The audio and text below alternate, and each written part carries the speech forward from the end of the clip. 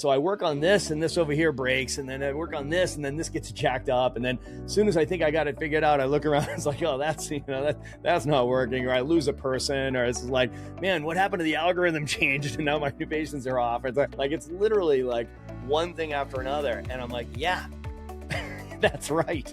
That's called being a business owner. That's called being in business. That's called being an entrepreneur.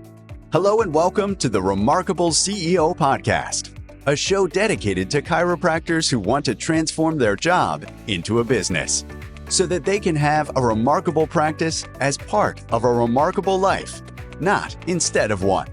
With your hosts, Dr. Pete Camiolo and Dr. Stephen Franson. What's up, Remarkables? Welcome to another episode of the Remarkable CEO Podcast, chiropractic's #1 business podcast. I'm Dr. Stephen Franson. And I'm Dr. Pete Camiolo. And it is so good to be with you, Dr. Pete. It is so good to be home. It's so good to be back in the studio. Man, I've been a road warrior. My body has no idea what time of the day it is. But man, I am energized by the opportunity to be here and to be sharing what we're about to let loose here. Just coming fresh off the road. The material is going to be fresh out of the oven, as you like to say, sharing so much. We have so much new content that we just released at our recent immersions in Phoenix and in London and in Brisbane. Stoked to be back on the East Coast. Stoked to be psyched back in this hemisphere and ready to rock and roll today.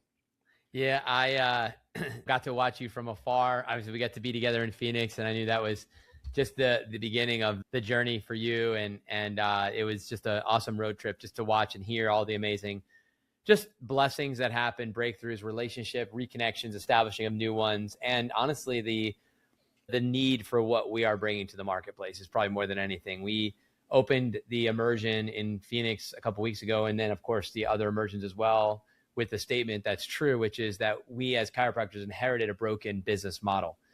And it's a sobering reality, but it's really important when you recognize and understand that to be true. It's going to hopefully stimulate some rethinking of things and consideration of doing things differently than we did before. And so, Dr. Stephen, I'm excited because what we're going to be bringing today is going to be ultimately the third piece of the puzzle we've talked about in terms of breakpoints. And we're going to be, this is fresh revelation. It's just coming in fresh out of wrestling through this with CEO after CEO after CEO, mastermind after mastermind, event after event, chiropractor after chiropractor. You start to get to this point where there's layers to the subluxation and there's layers to the correction. And so this is what I would say is another adjustment we're going to make and help you understand and see your business through this lens. One of the favorite slides that I heard from many who shared was the slide where we showed the RPE breakpoints. And that was really helpful to see it organized in that way. And so for all of you who are listening, who were not at the immersion, it's a concept that we've taught multiple times on this podcast, which we talk about the rules of 1s and 3s and breakpoints as you grow your business. And we talked about it through the lens of the revenue per employee and how that looks in your business from 0 to 250, 250, 500, 500 to 750, 750 to 1,000, and then up and beyond. So you laid it out up to 2 million, and you realize, wow, there's these breakpoints that happen and there's these opportunity zones. And we're going to be unpacking one of them today, which are operational breakpoints, specifically looking at your systems and where those break down. And Dr. Stephen, you and I, we've talked a lot about this on previous episodes, but we talk about the things that you have to operationalize, professionalize, and optimize. And this is an operationalized conversation today. We talk about professionalizing and we talk about optimizing. And this one is going to be really tying all of them together, actually, when we go through it. So for all of our note takers, this one, you're going to want to write this down. This is really, really helpful. Dr. Stephen is going to share a little bit behind the scenes where this came from, but I know this is going to help many of you understand. We're going to get a lot of nods today during our conversation. And we want to keep this as conversational as possible, guys, because it's natural for Dr. Stephen to go straight into academic mode, teaching PowerPoint type mode. So we want to be able to talk you guys through this as well. But man, just such great energy coming from Brisbane, London, Phoenix, and I know we're about to be in New Zealand soon here too. So there's just a lot of great things happening all over the world inside of the remarkable practice. And we're just grateful for the opportunity to serve this profession. Yeah, I love that, that we have this technology where we can reach people all over the world, and you don't really realize how many people you're reaching until you get out into the world, right? And you're out there shaking hands and meeting new people, and people coming up to you at a big event like that. Like we had almost 700 people at the hotel in Phoenix. And then we had a couple hundred people in London, a couple hundred people in Brisbane. And so many of those people are new faces. Like people come up and one of the first things, the most common things we hear is, "Hey, thanks for the podcast." It's like, people are like, "I can't believe you guys don't gatekeep. You like literally just teach on the podcast." I'm like, yeah, it's like, we just make sure we're democratizing this and getting it all out there. So it's so fun to meet you guys in person. By the way, we love it when you just come up and say hi, right? So come up, give us a hug, give us a high five. Like, we just love that, because for us, it can feel like you're speaking into the abyss, right? So, and it's like, and we see our metrics. We know the numbers. We know that there's a whole bunch of chiropractors listening and we're helping, but there's nothing like putting a face to the story. So please come up and give us a squeeze and say hi. We just love that.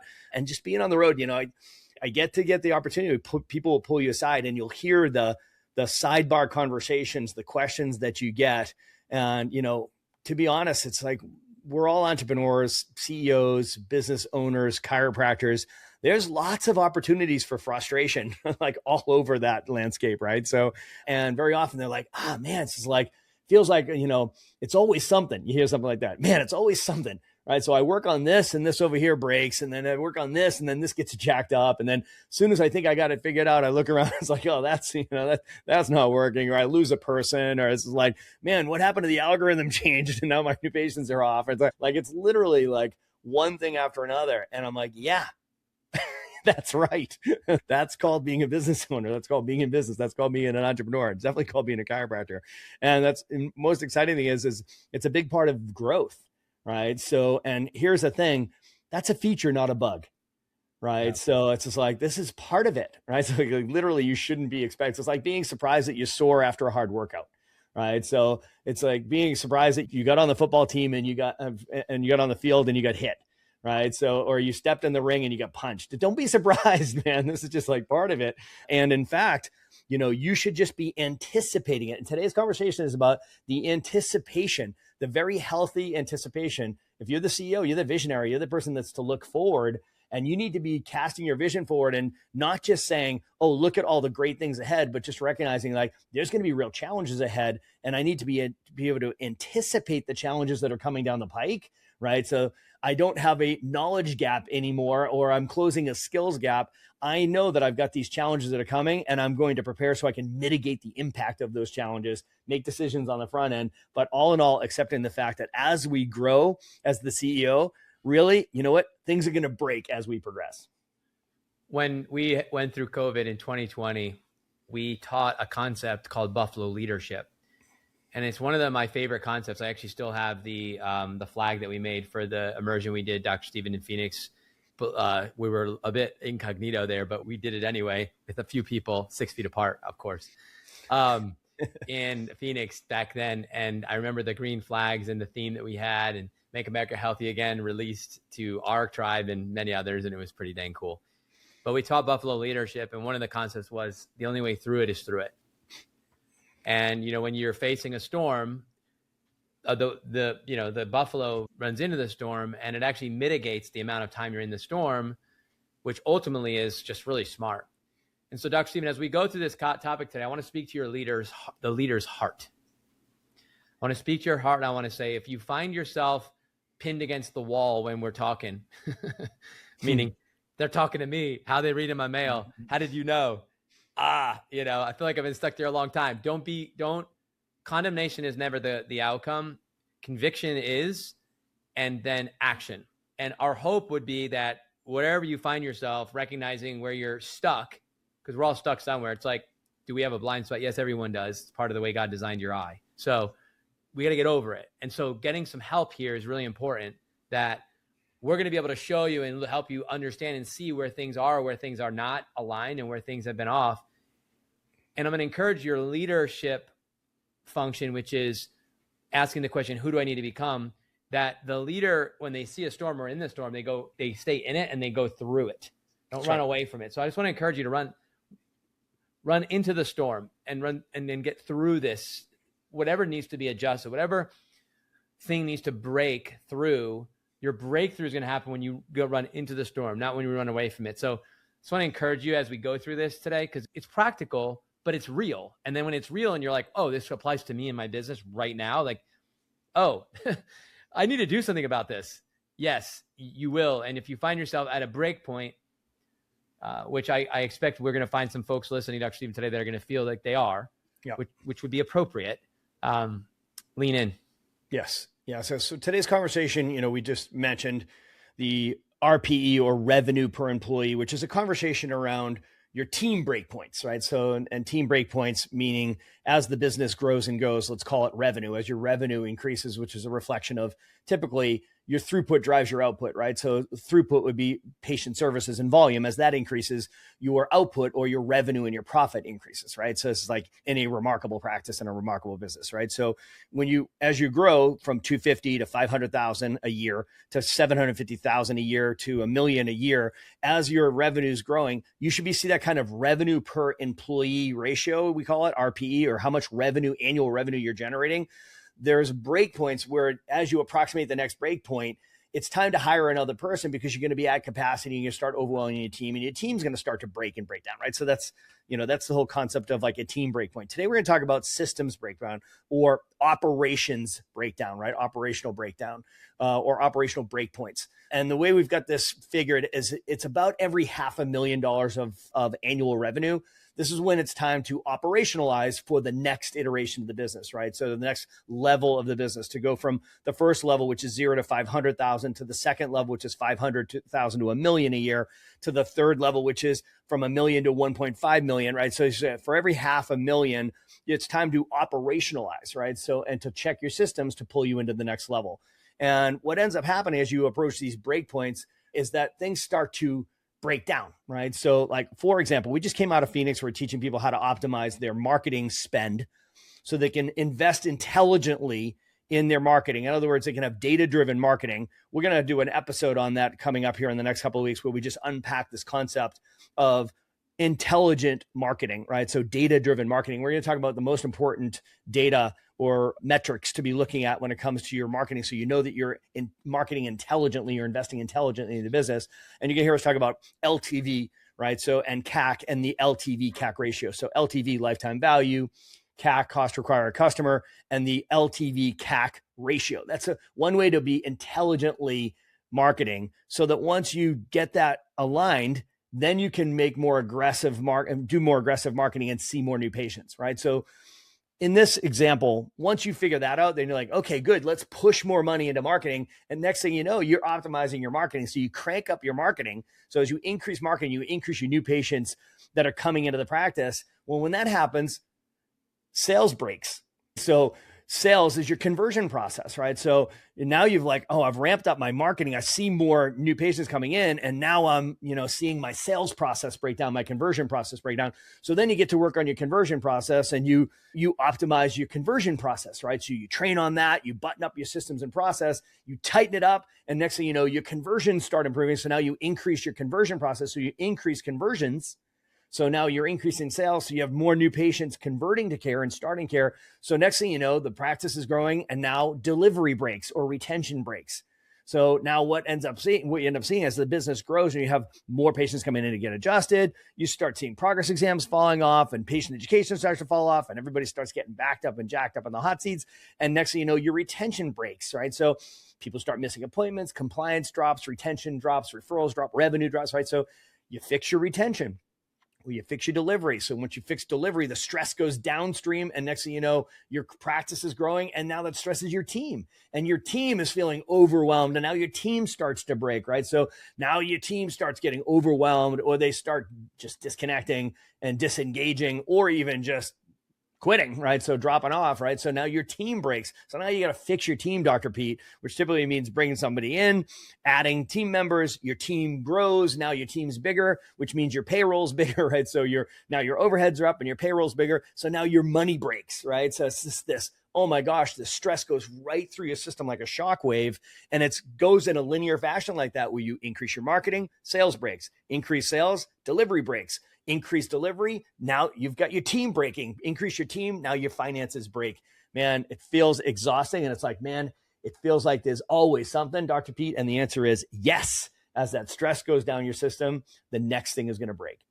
So as you're listening to Dr. Stephen walk through those linear breakpoints in your systems, I want us to be thinking through this and ask ourselves the question, what is breaking right now? The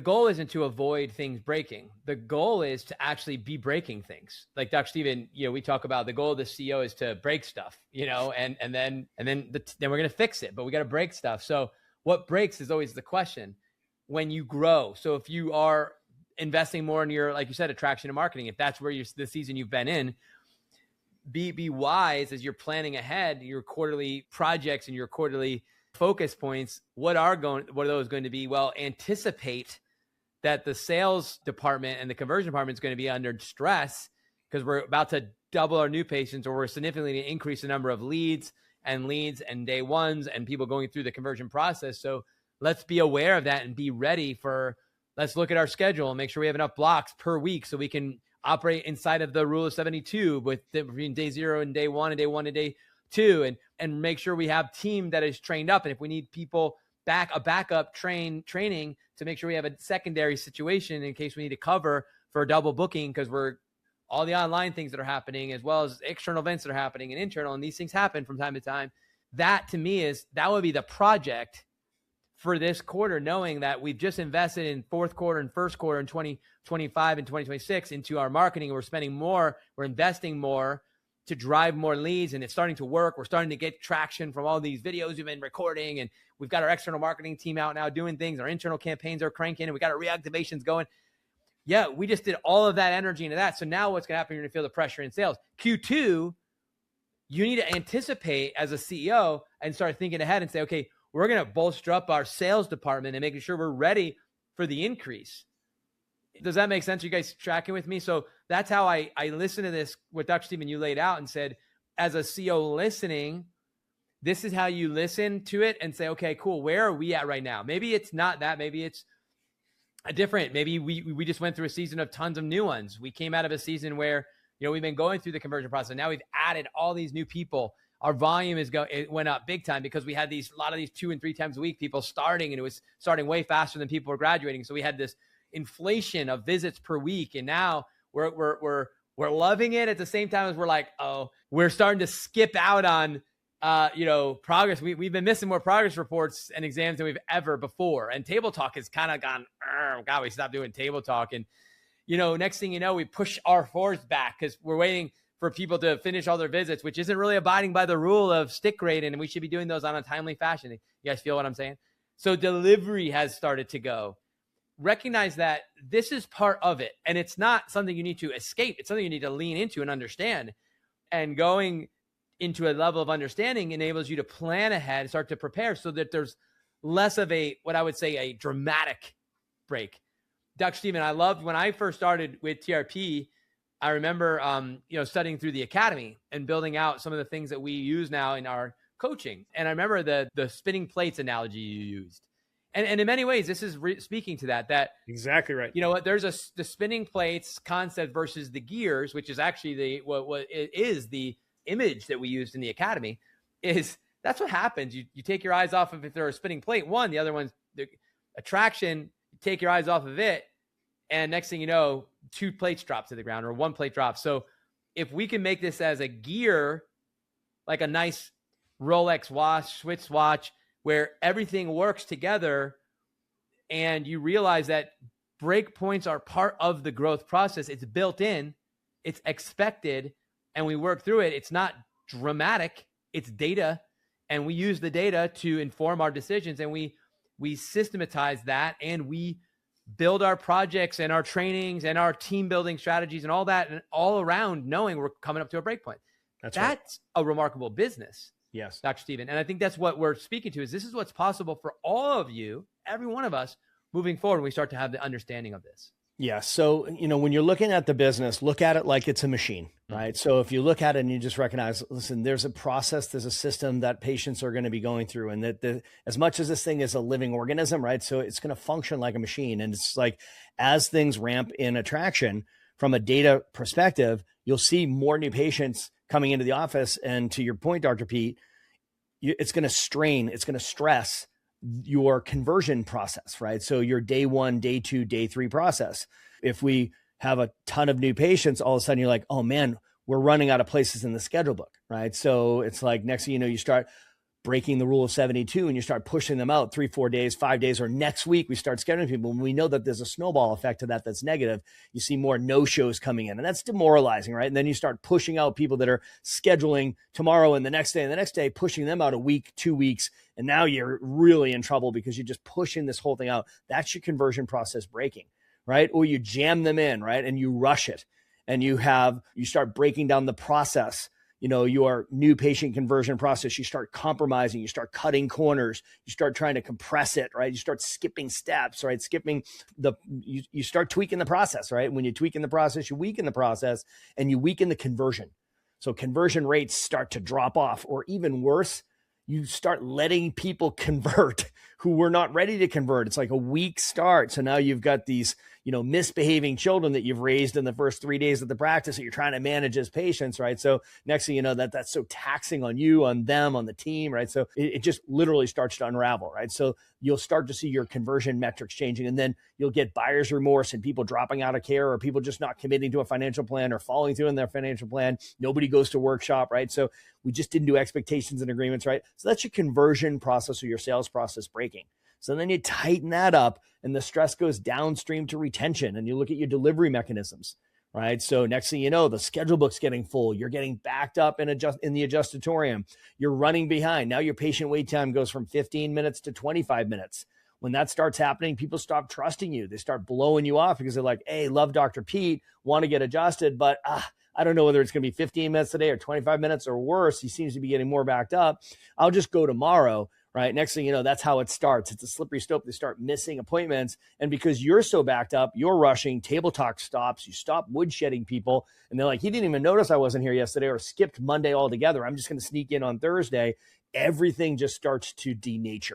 Right. So now their commitment denatures, the importance denatures, they miss it. And now you stop table talking, you're rushing, you're not present. They pick up on that. Like, this just starts unraveling. Now you're late going into a new patient, which is a terrible way to start a relationship, or you're late going into reports, or you're late coming out of reports, or guys, all of the above, right? So now delivery is breaking, right? So you fix that and tighten up all those bolts, right? So by analyzing your process, adding to training your team members, making sure that everybody is focused on improving our delivery mechanisms, right? So then the stress goes downstream, because now we start growing, and that existing team is like stretched beyond capacity. The capacity tachometer is pinned, right? They're exhausted, they're overwhelmed, and they start checking out or dropping out. So your team breaks, right? So next thing you know, you're focused on your team, making sure you get everybody back in the boat. You're investing in them. Maybe you're giving people raises, right? So you start adding people, right? So it's just like building out the team to increase capacity. Maybe you were missing somebody's skill set. You hired them in, right? So great. Now the team's doing great. Unfortunately, team's really expensive. And now you've jacked up your money model, and your money breaks, right? Your profitability's gone. Dr. Pete, this is a cycle, right? And if you don't recognize this as being part of it, in other words, it's not a linear experience. It's actually cyclical, right? This is called cycling. And as you are climbing that mountain, as you're going through these breakpoints of $500,000 to $1 million to $1.5 million to $2 million, $2.5 million, $3 million, and beyond, your business is going to continue cycling through that. And you as a CEO, you've got to recognize it's like, my goal is not to avoid those breakpoints. My goal is to break shit as we go. I know that that's going to happen. I'm not surprised by it. And I'm trying to mitigate the impact of that by preparing my team ahead of time. I see ahead, right? So, and you're not surprised by it. You're not frustrated by it. You're energized by it, because you know what to do as you go through this process. You operationalize, you professionalize, and you optimize, knowing that this is exactly what it takes to create a remarkable practice and a remarkable business that is in growth mode. Please stick around for more business insights from this week's bonus interview with our remarkable success partner, dedicated to helping you more successfully help more people. Enjoy. Okay, podcast listeners, I'm excited to have on the program today Dr. Ray Foxworth from ChiroHealthUSA. I'm Dr. Chris Grier, one of the coaches here at the Remarkable Practice. And I, for one, Dr. Foxworth, am very pleased, very excited to have you on, and also very much want to express my gratitude for you being a success partner with the Remarkable Practice. We're all on the same mission, which is to help more people help more people. And I know your product in particular helps practices do that. Just to kind of lay the groundwork, I have utilized in my own practice, ChiroHealthUSA, for years, probably 15 years or more at this point, and use it as a way so that my practice can more compliantly see large families, which we have a lot of large families in our community. And that's particularly who I like to serve with the way that I utilize ChiroHealthUSA. So if you would take a moment to introduce yourself, let's start with that. Oh boy, I don't know where you want me to begin. I'll just start with the part that when I decided to start ChiroHealthUSA, it's kind of my why. Long story bearable. I tell about my Miss Jones story. She was a cash patient who came in. I saw her husband, her kids. I'm happy, they're happy, life is good. And then Miss Jones was in, probably my fees were around $35, $45 at that point for them. And then lo and behold, about 3 months later, Miss Jones is in an auto accident. And so I billed my normal fees, which by default means my others were abnormal fees, apparently. Miss Jones comes in about 3 weeks later with her explanation of benefits. And I always have a staff member in the office with me, in the treatment room. And I walked in and I'm sure this has happened. You ever walk into a room and you just know something's wrong? Yes. Well, I knew something was wrong. And so I just asked her, I said, Miss Jones, I said, you look upset. Is everything okay? She says, no, it's not. And this sweet little lady that I've been taking care of for years gets up, walks over to me, shows me these papers and pokes me in the chest and says, I know what you charge me. I know what you charge my insurance. And it's guys like you ripping off insurance that keep me from affording health care. And I'm going like, wow, that's a kick in the gut, if not somewhere else. And I said, no, Miss Jones, it's guys like me that bend over backwards to help people like you. But I did make a horrible mistake and I'll never make it again. I never let you know what my actual fees were or that I was trying to help you. And so I can see how it would look, to you. I'm billing $95 or $100 on your PI case and $35 or $40 to you. And she said, well, I don't care if you were trying to help me. I've reported you to the state attorney general. Lovely. And the story. So it just gets better, right? So the good news is we didn't have a law in our state that said that you could not charge more to insurance than you did to private pay. But here's the bigger takeaway. Whether it's against the law or not, nothing looks right about that in the eyes of a patient. And it made me start wondering, why is it that Blue Cross, Aetna, and Cigna can all pay us a different fee for the exact same code, but I can't have a different fee for my cash, my underinsured, my Medicare patients with non-covered services? And the reality is you can. If you understand how, and this is everybody's acronym for the day, write it down, please. It's DMPO. Why is that important? It stands for a Discount Medical Plan Organization, and we're regulated by the Department of Insurance. So just like when one patient has Aetna, one has Cigna, one has, another policy, they all pay us different. This is nothing more than a contract that the doctor enters into with us, and they get to set their fees for their cash, their underinsured, their high deductible patients, their family plans. And because it is regulated by the Department of Insurance in most all states, in 18 years, we've never had an issue with anyone having, being reported to a board and running into a problem because we're using the exact same gold standard as the Blues, the Aetnas, and the Cignas. And so really I started this off primarily as a compliance issue, but man, it's turned into like a Swiss Army knife.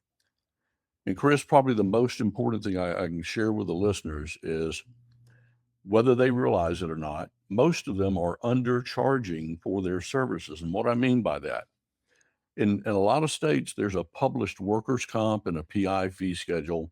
And when we look at doctors and how they set their fees, we actually did a survey of 10 clinics out of Texas, and 100% of them were not even charging what workers' comp allowed. 80% were not charging what was allowable on the CMT codes. And so when you begin to understand that, I don't care if you ever see a workers' comp case, the reality is, if that's what they say the going rate is, even under workers' comp, which is regulated, shouldn't I be charging at least what the insurance companies think I'm worth? And I know the pushback that we get. Doctors say, well, I don't want to raise my fees because it hurts my cash patients and my underinsureds and my families.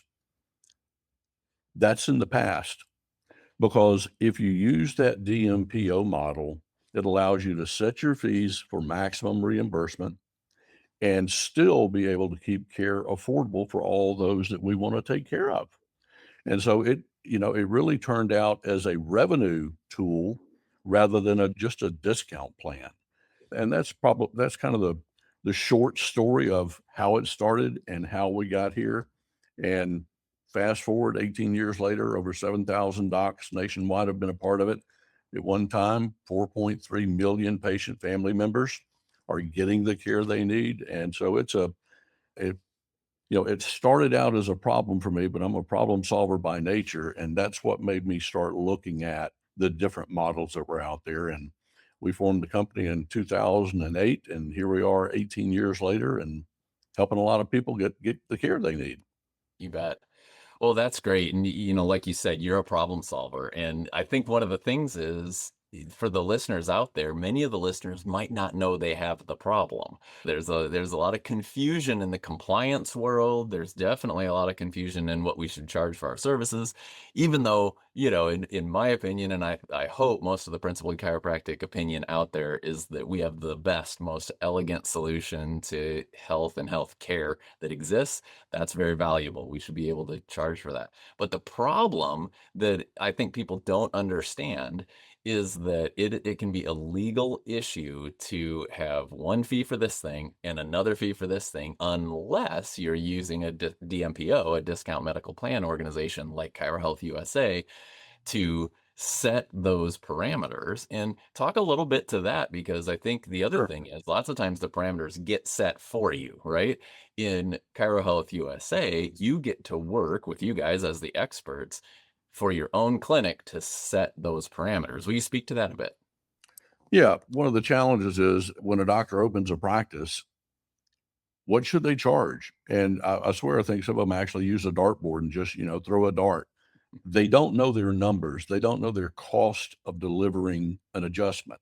Yes. And for those that want to figure out what that cost is, it's real simple. We've got an overhead calculator. They can go to our website at ChiroHealthUSA.com and download that and put your last year's numbers in there. And it will come up with, it'll self-calculate, and it'll come up with, it cost you $27.17 to deliver an adjustment. Why are you charging $25? Why are you signing contracts that are under that rate? You can't make that up in volume. And so when doctors begin to understand that the fees that they're charging, there are a number of ways to see what's the normal rate in any given area. And so we will never tell a doctor what to charge. We will show them, here's what the going rates are in your office. And then it's totally up to the doctor. If they want to get paid well, then you bill out what should be billed, rather than this artificial number that we sometimes come up with in our head. Oh, everybody's charging this. And so it really starts with knowing the numbers and then figuring out where you want your fees to be.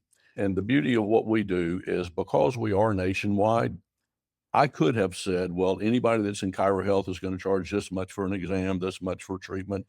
And because we are all across the country, the fees in New York compared to Jackson, Mississippi, or compared to where you are, they vary widely. So that's why we thought it was important to build in the ability for the doctors to actually set their fees.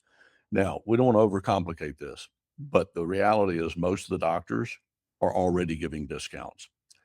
And I run into this all the time. Docs will say, well, I don't really want to discount my fees. Why do I need to fool with you guys? Well, if you're part of Blue Cross, you're part of Aetna and Cigna, guess what? I have a secret for you. You're already discounting your fees. So it's not a matter of if you discount, but how you discount that makes it, that is most critical. And I can tell you real simply, and it took me 18 years to figure this out. I'm a slow learner, okay?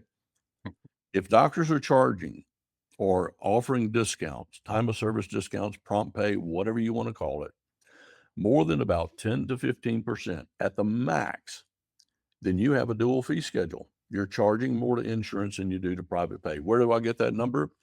From the OIG, an opinion they wrote for a hospital that said if you're giving a time of service discount or prompt pay when patients check out, we think between these numbers are reasonable. That was not for chiropractic office, but OIG opinions give us what's called broad guidance.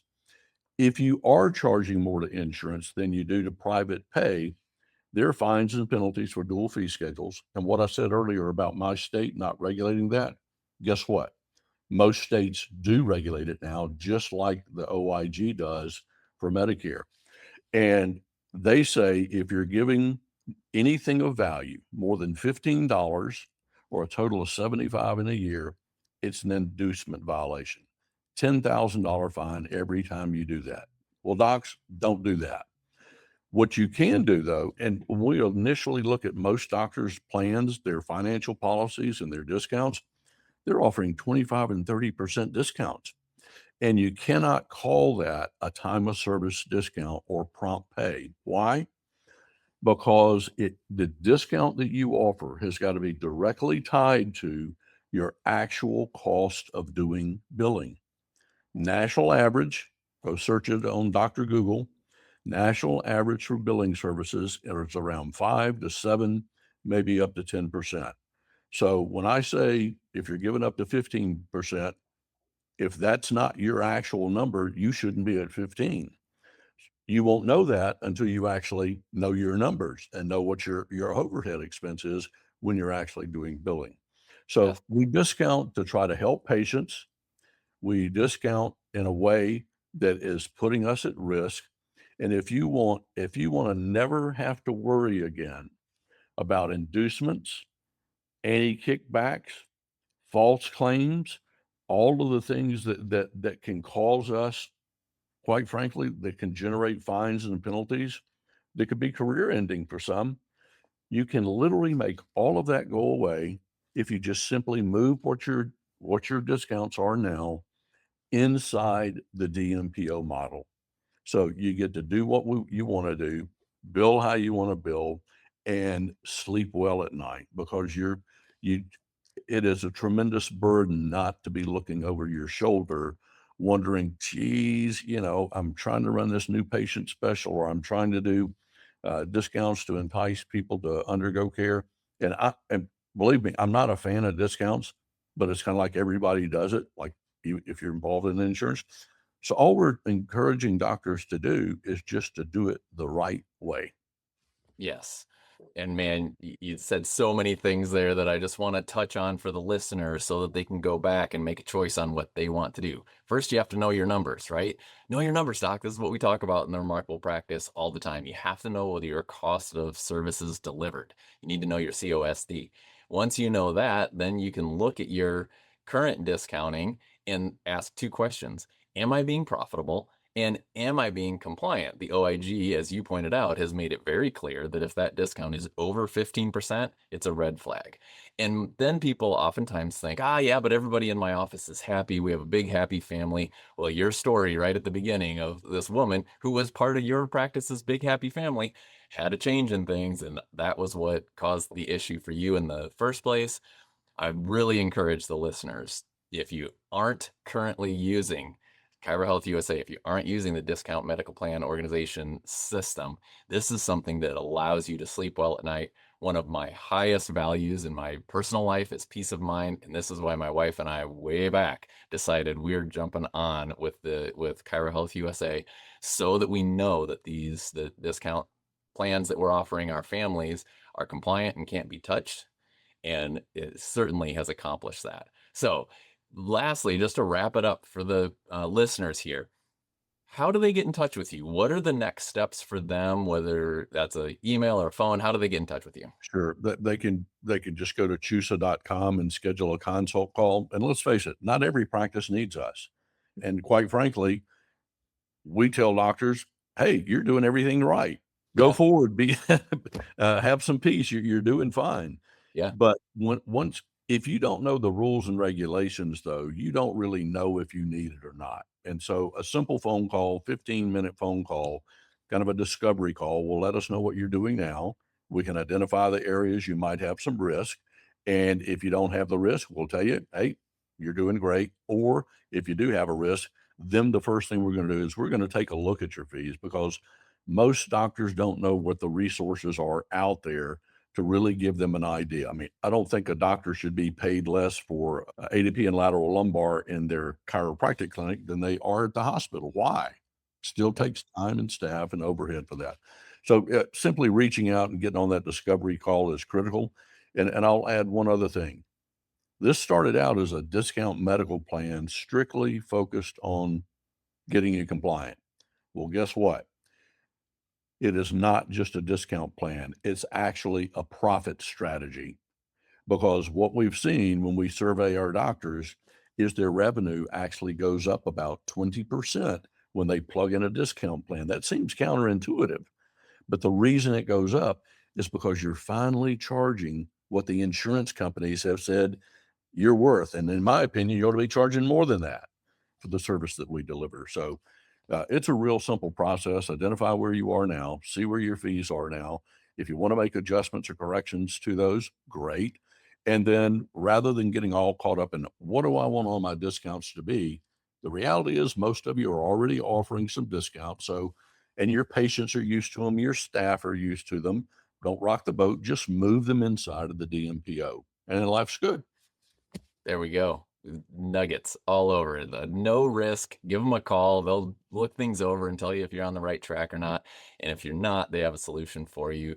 Thank you, Dr. Foxworth. You can catch him, as he said, at ChiroHealthUSA.com. I appreciate what you do for the profession. I appreciate what you do as a success partner for the Remarkable Practice. And we look forward to seeing you, hopefully, at the upcoming immersions. Looking forward to it, Chris. Excellent. Take care. You bet. Thanks for listening to this episode of the Remarkable CEO Podcast. If you like this podcast, please subscribe, share with a friend, and leave us a review. And if you'd like to connect with us personally, direct message us on Facebook, LinkedIn, or Instagram. Remember, what the world needs now is chiropractic, and what chiropractic needs now is more successful chiropractors.